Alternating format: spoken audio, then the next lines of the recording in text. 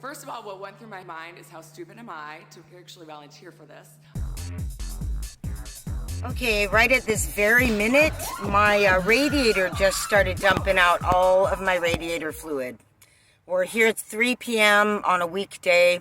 There's a mechanic shop right next to my shop, and I think I'm going to try and put some liquid in there and make it over to the shop, which is, a mile or two, maybe a mile and a half. At least I could get in there so they could say something like, okay, tomorrow. And then maybe we could park overnight nearby or just stay right next to the shop overnight. Yeah, that would be the best. This just happened. I'm trying to figure it out, and I just want to let you know. I knew something was coming with the van. This van has been going nonstop since March 2019. I knew something was coming. I wasn't making it happen. I just could feel it. Here it is. I gotta go. Bye. Hey everyone, so here's the update on the radiator leak. Okay, so I put water and radiator fluid back in the radiator and prayed and drove back across town over to this shop who said it was $88 a half hour to diagnose it, which they could try and squeeze me in tomorrow if I came over, but then they could only do the repair. It'll take 2 weeks. And I'm not supposed to drive at all. But I live in a van, and I have to keep working, and I have to move different places to park at night. So it's pretty tricky living in a van and then having something like this happen. So we decided and this was my first idea, to drive over to the shop that's right around the corner from my sewing shop, because I figured, well, if they're working on it, at least I could work. So I went to the shop, he looked at it, and said it's my water pump, and that we might have to repair a few parts around that, depending. He's saying it's not the radiator, and the radiator, in fact, looks pretty new, so that makes sense that it would be the water pump. The other guy said that too. It looks like it's the water pump. The wonderful thing about that is that you can repair it from the front of the vehicle. They don't have to get into the doghouse. They don't have to get into my van and do that. So he said, come in tomorrow. He'll look at it, write me up an estimate. And then he could probably get it done within a week. Like, he could repair it a week from now. So it looks like I'm going to be not able to really drive around anywhere. I'm going to have to keep watering it and watch the temperature as I move from parking spot to parking spot at night, or from parking spot up here to work in the studio. So hopefully he can fit us in pretty quick, and hopefully it's not too expensive. So this is the first time probably in my life that I've had a sort of a major car repair come up where I've actually had some money set aside for that. It might be all the money that we have, but we have it.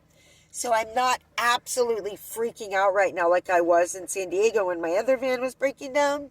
And I'm certainly, sitting here working hard, trying to add money to my savings, build up an actual savings rather than just an emergency fund. I have no idea how much this is going to cost. What's coming into my brain and from my research is somewhere around $400 or $500. I don't know.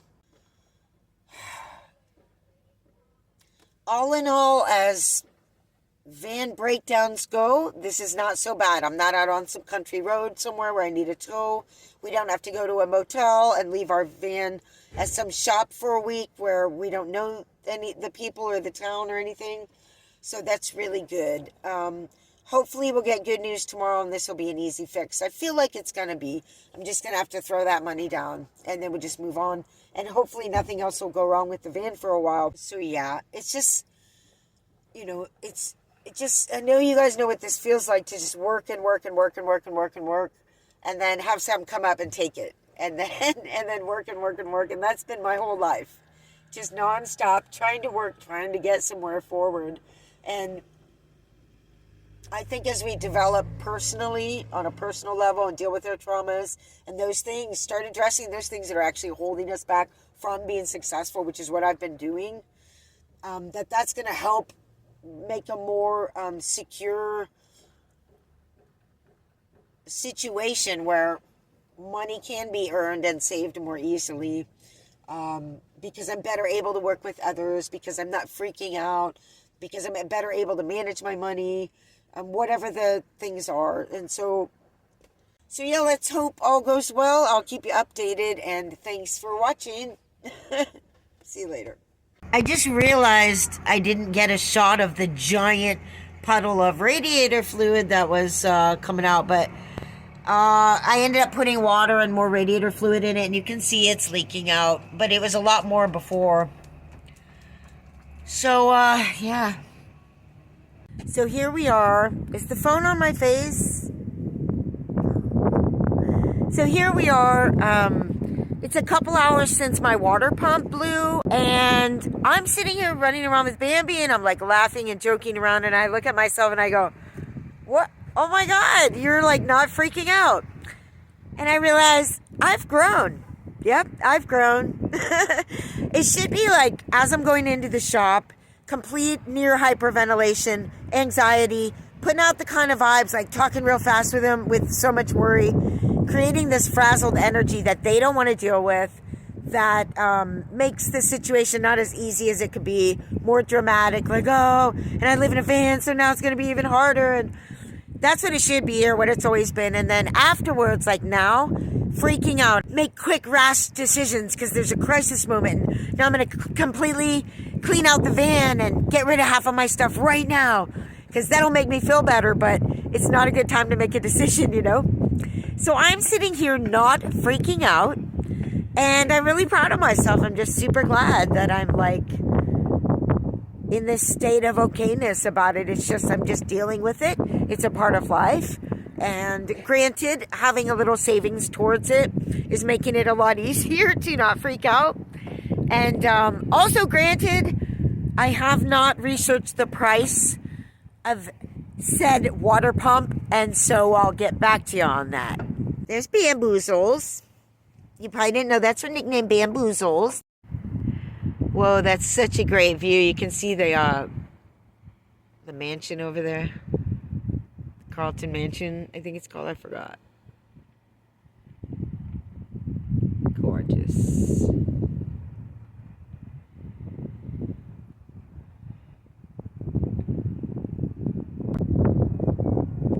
Have a beautiful day. We'll give you an update.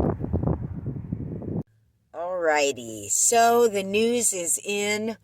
I got the estimate for my water pump. This is my banana, peanut butter, chia seed, flax seed, cinnamon, and turmeric breakfast. Very similar to my water pump my blender just gave out. Oh boy. How much is that gonna be? So I thought I'd just do this video with my hair like this. How do you like it? Isn't it crazy? It's fun. It's fun. I'm trying to be in a good mood here, people. So the estimate came out to be $555.22. Yeah. I was hoping it would not be specifically above about $550, and I was hoping it'd be more around $400. But I do like the number 55522, and he was like, so it's going to be about $550. He goes, actually, specifically $555.22. When I see numbers like this, I mean, I love it. I mean, I go to the gas station and I pull up to number 4 and I get $44, you know. That's bizarre how that came out. And numbers often come out that way for me. You know, the bill at the store will be $12.12, you know, $5.55, whatever. I wish this was $5.55. So $555 going to put us back quite a bit. And I have a lot of sewing to do. I've been feeling really guilty about Bambi being in the van, trying to do longer sessions. And I recently asked if she might be able to come in here and there for a couple of hours at night if no one else is there, tied up. So hopefully I can get more work done in to cover this. The other thing is it can be done in one day. And the other thing is, and this is the best part, it can be done on Tuesday. So today's Friday. I have to get through today, Saturday, Sunday, and Monday. Then we'll be giving him the van. I imagine I'll get a backpack full of stuff, and well, we can't stay outside all day. That would not be very comfortable. So hopefully at some point maybe we can go in through the back of the studio for a couple of hours, because that's a long day outside. With a backpack, I'm going to be looking like a homeless person for sure, yeah. I'll make sure to wear my hair like this, though, because homeless people don't wear their hair like this. Uh-oh, it's falling. Oh, no. I think overall this is good news. I have the $555.22. I do have the 22 cents. And then it's going to get done Tuesday, and he just seemed like so, like, it feels like the right thing, just like it felt when I bought this van, when I went to go look. I knew it was this van, and I ended up, if you don't know the story, I ended up buying this van on my birthday. And when I pulled up to look at this van a few days before that, I pulled out the camera. I was like, this is the van. I was just looking at it on the top of the hill. I was like, this is the van. I already know. I just had a feeling, you know. And then when I got up there and started looking at the van, this other guy comes down from a shop that was right above that shop.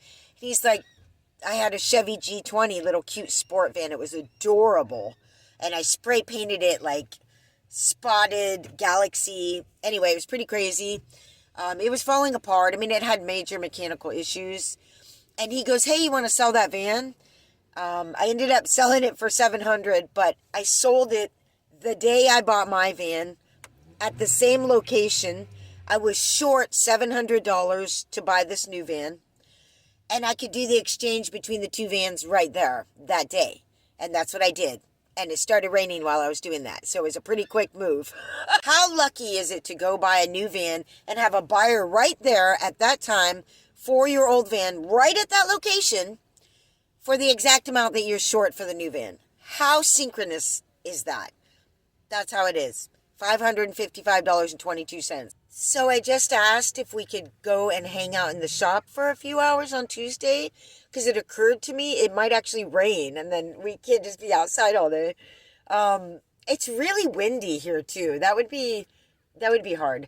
I just asked, and she said, no problem. You've been very responsible and respectful of everything. I'm not worried about it. You can come in if you need to on Tuesday with the dog.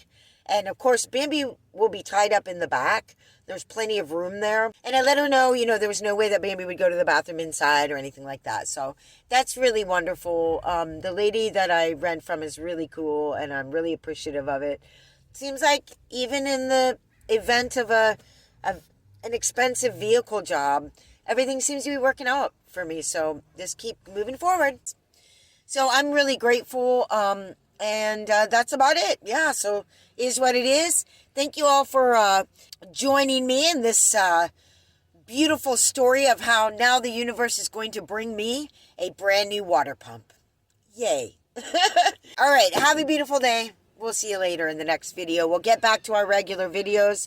I got a video coming up for you about Bambi, and I think I have a van life montage crazy video, and then I have a really special video coming out for you next, sort of in keeping with my last video. So it's going to be a lot of content for you coming up here, although I'll be sewing a lot to make up for this, so we'll see how it goes. All right, bye.